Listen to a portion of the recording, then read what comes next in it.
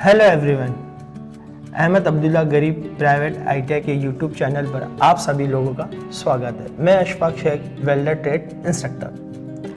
आज का हमारा जो टॉपिक है वेल्डिंग ब्लो पाइप। ब्लो को हम लोग फ्लो भी बोलते हैं। इसका एक नाम और है जिसको वेल्डिंग टॉर्च भी बोलते हैं।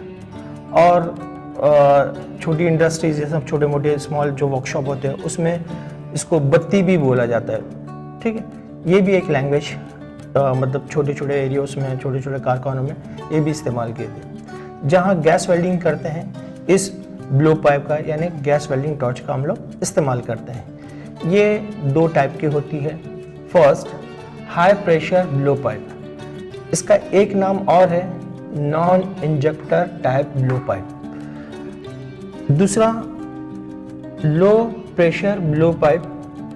इसका और एक नाम है injector type blow pipe. High pressure blow pipe को हम लोग HP ब्लो पाइप भी बोलते हैं या HP वेल्डिंग टॉर्च भी बोला जाता है। और लो प्रेशर ब्लो पाइप को LP ब्लो पाइप भी बोला जाता है। ये blow pipe, high pressure blow pipe जो होते हैं साइज में बड़े और हैवी होते हैं। Low pressure blow pipe size में छोटे और ये लाइट होते हैं। इस ब्लो पाइप का इस्तेमाल हम लोग हाई प्रेशर प्लांट में या जहाँ से ऑक्सीजन और एसिटिलीन गैस हाई प्रेशर से लिया जा रहा हो, और लो प्रेशर ब्लो पाइप का हम लोग हाई प्रेशर ब्लो प्लांट में भी कर सकते हैं और लो प्रेशर प्लांट में भी कर सकते हैं जहाँ पर एसिटिलीन जनरेटर से ली जाती है। हम लोग एक एक करके इसका कंस्ट्रक्शन देखेंगे। सबसे पहले हम लोग हाई प्रेशर ब्लो पाइप को देखते हैं। हाई प्रेशर ब्लो पाइप ये होता ऐसा है,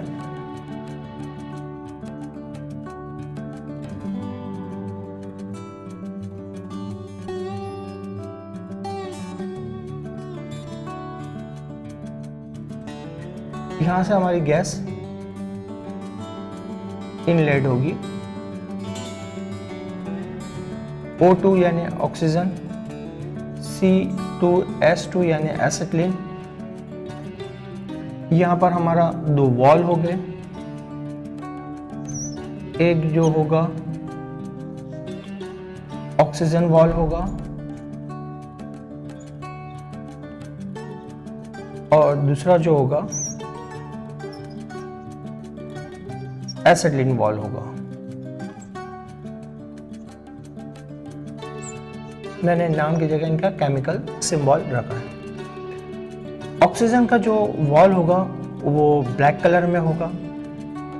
एसिटिलीन का वॉल जो होगा ये मरून कलर, या अगर अदर कंपनीज होगी तो वो रेड कलर भी रखती है।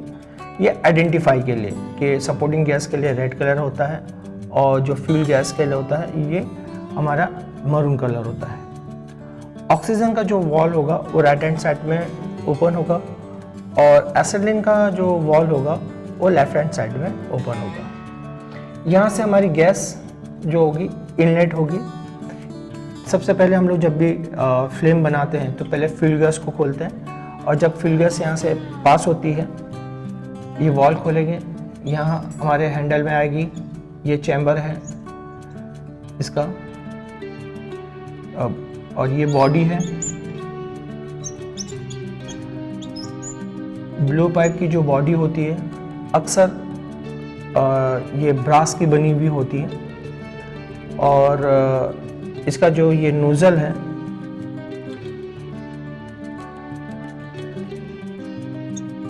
ये कॉपर अलॉय का होता है। वेल्डिंग का जो नोजल होता है उसका जो एंगल होता है 120 डिग्री एंगल ये रहेगा। एग्जाम में अक्सर ये पूछता है कि नोजल गैस वेल्डिंग की जो नोजल होती है या गैस कटिंग की जो नोजल होती है वो कौन से मेटल की बनी होती है, तो ये कॉपर अलॉय यहाँ पर हमारा ऑप्शन में आना चाहिए। और एक पेपर में ये भी पूछा है कि गैस वेल्डिंग का नोजल जो होता है उसका एंगल कितना होता है, तो उसका एंगल 120 होता है। तो सबसे पहले हम लोग एसिटिलीन वॉल को खोलेंगे सिलेंडर, फिर बाद में हमारे ब्लो पाइप का वॉल खोलेंगे तो एसिटिलीन गैस हमारी बॉडी पे आ जाएगी, टॉर्च की बॉडी में। फिर यहाँ से मिक्सिंग चैम्बर से होते हुए हमारी नोज़ल से बाहर ये गैस निकलेगी। यहाँ लाइटर दिखा के इसको फ्लेम बनाया जाता है, मगर ये फ्लेम सिर्फ एयर एसिटिलीन फ्लेम होगी। ओके, ये तुम्हारा गैस मिक्सिंग चैम्बर है। इसी तरह से हम लोग ऑक्सीजन सिलेंडर खोलेंगे, फिर बाद में यहाँ से हमारी ऑक्सीजन गैस इनलेट होगी, ऑक्सीजन वॉल खोलेंगे टॉर्च का, फिर यहाँ पर हमारी ऑक्सीजन गैस आएगी और ये मिक्सिंग चैम्बर में मिक्स होगी, फिर यहाँ पर नोजल द्वारा यहाँ पर आने के बाद हमारी फ्लेम बनेगी। ओके, अब जो फ्लेम बनेगी ऑक्सी एसिटिलीन फ्लेम बनेगी। मगर ये जो टॉर्च है हाई प्रेशर ब्लो पाइप या non injector type blow pipe, इसमें किसी भी तरह का गैस को बीच में रोकने की कोई चीज़ें नहीं होती, डायरेक्ट गैस यहाँ से पास होते हुए हमारी फ्लेम में आती है। इसीलिए इस टॉर्च का इस्तेमाल, ये हमारा जो हाई प्रेशर टॉर्च या लो इंजेक्टर टाइप ब्लो पाइप हमारा हाई प्रेशर वेल्डिंग टॉर्च में ही, हाई प्रेशर वेल्डिंग प्लांट में ही किया जाता है। इसका इस्तेमाल हम लोग लो प्रेशर में नहीं करते। क्यों नहीं करते हैं? इसकी वजह ऐसे है कि इसमें किसी तरह का इंजेक्टर वॉल नहीं लगा हुआ है, तो जब एसिटिलीन का प्रेशर इसमें कम हो जाएगा तो ये हमको एसिटिलीन गैस हमको प्रॉपर देगी नहीं। इसीलिए हम लोग लो प्रेशर प्लांट के लिए हम लोग लो प्रेशर ब्लो पाइप यानी इंजेक्टर टाइप ब्लो पाइप हम लोग इसका इस्तेमाल करते हैं। अभी हम नेक्स्ट देखेंगे लो प्रेशर ब्लो पाइप यानी इंजेक्टर टाइप ब्लो पाइप। ये ब्लो पाइप दिखते कैसे हैं, ये होता कैसा है, सेम वैसे ही रहेगा मगर ये साइज में छोटे होते हैं। गैस इनलेट एरिया है ये, ऑक्सीजन यहाँ से इनलेट होगी, यहाँ से एसिटिलीन इनलेट होगी, ये ऑक्सीजन वॉल है, ये एसिटिलीन वॉल है,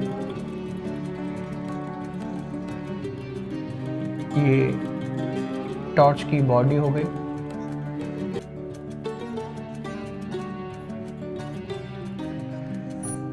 ये ऐसा मिक्सिंग चैम्बर हो गया।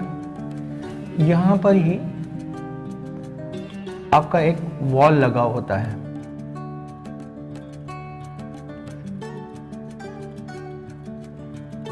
इस टाइप का ये वॉल होता है और ये आपकी नोजल होगी। ओके,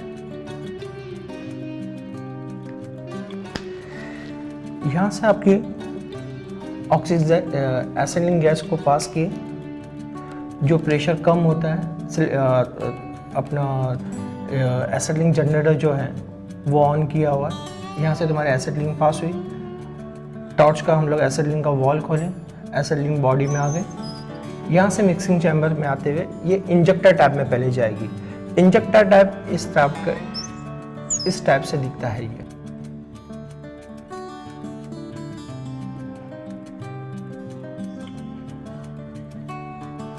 ये छोटे छोटे होल है, यहाँ से हमारा एसिटिलीन गैस पास होती है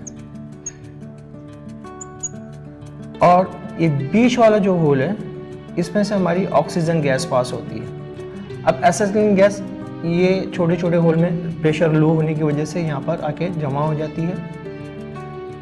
फिर जैसे ही हम लोग ने सिलेंडर वॉल खोले, एसिटिलीन यहाँ पर आई, ऑक्सीजन गैस यहाँ पर आई, ऑक्सीजन गैस का वॉल खोलते हुए ऑक्सीजन गैस बॉडी में एंट्रैप होगी और ये सेंटर के होल से, यानी यहाँ पर तुम्हारी ऑक्सीजन गैस जाएगी और यहाँ पर सब ऑक्सीजन गैस यहाँ पर मिक्स हो जाएगी।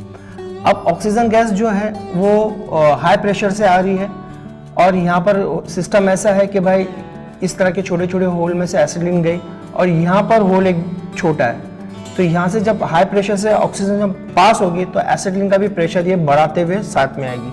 तो यहाँ पर हमको टिप पर, टॉर्च की जो टिप है, नोजल की जो टिप है, यहाँ पर एसिटिलीन का प्रेशर खुद ब खुद बढ़ जाता है, जिसकी वजह से हमारी यहाँ पर फ्लेम बनती है, ऑक्सी एसिटिलीन फ्लेम बनती है। इसीलिए इसी टॉर्च का इस्तेमाल दोनों प्लांट में किया जाता है, हाई प्रेशर प्लांट में भी किया जाता है और लो प्रेशर प्लांट में भी ये किया जाता है। तो हमने देखा कि हाई प्रेशर ब्लो पाइप कैसा होता है और लो प्रेशर ब्लो पाइप कैसा होता है, ठीक है। अब ब्लो पाइप का यानी वेल्डिंग टॉर्च का हम लोग केयर एंड मेंटेनेंस देखेंगे।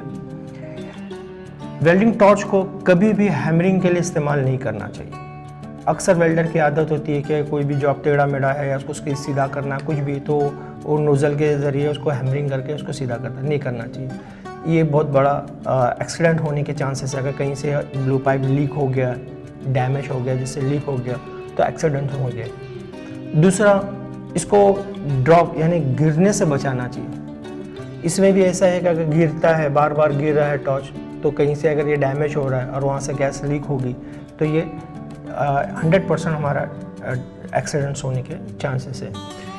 टॉर्च को कभी भी हुक के लिए इस्तेमाल नहीं करना चाहिए। हुकिंग नहीं, बाकायदा उसको प्रॉपर रखने के लिए जगह होनी चाहिए। नहीं तो ऐसे लटका दिए तो उससे भी प्रॉब्लम होने के चांसेस होते हैं। टॉर्च का जो होल होता है जिसको हम लोग ओरफेस बोलते हैं, वेल्डिंग टॉर्च में एक ही ओरफेस होल होता है और कटिंग टॉर्च में ये ओरफेस होल एक होता है और प्री हीटिंग होल्स 2, 3, 5 इस तरह से 7 ऐसा होते हैं। ओरफेस होल यानी टिप को साफ़ करने के लिए, नोज़ल के टिप को साफ़ करने के लिए बाकायदा इसकी मार्केट में टिप क्लीनर मिलती है, उससे ही साफ़ करना चाहिए। जो साइज़ का हमारा ओरफेस होल है उसी साइज़ का हमारा टिप क्लीनर लेकर साफ़ करना चाहिए। ऐसा नहीं कि कुछ भी हम लोग डाल रहे हैं, साफ़ करके कभी फंस गया तो प्रॉब्लम हो जाती है। और साफ़ करते समय टॉर्च का जो टिप है वो हमारे ऊपर होना चाहिए, हमारे सामने होना चाहिए, ना कि हमारे नीचे। तो कहाँ लग रहा है, किधर हो रहा है, ये नहीं। और जो साइज़ का हम टिप इस्तेमाल कर रहे हैं, टिप को साफ़ करने के लिए टिप क्लीनर इस्तेमाल कर रहे हैं, वो बड़ी साइज़ का नहीं हो, क्योंकि ये कॉपर का होता है और टिप क्लीनर हमारा हार्ड मेटल का बना होता है। ये फाइलिंग करता है साफ़ करने के, तो हल्की सी फाइलिंग होती है। अगर ये बड़ी साइज़ का हो तो हमारा ओरफेस साइज़ बड़ा हो जाएगा, जिससे हम लोग जो साइज़ का हम लोगों को प्रेशर का ये चाहिए, नोज़ल चाहिए, वो प्रेशर का हमको नोज़ल नहीं मिलेगी। इस बात का हमको ध्यान देना चाहिए। तो गाइस, आज ही हमारा ये टॉपिक यहाँ पर ख़त्म होता है। मैं ये उम्मीद करता हूँ कि आज का लेक्चर आप सभी लोगों का अच्छा लगा होगा। इसको ज़्यादा से ज़्यादा शेयर कीजिए, लाइक कीजिए, सब्सक्राइब कीजिए और नीचे बेल आइकन के बटन को प्रेस करना ना भूलिए। Thank you.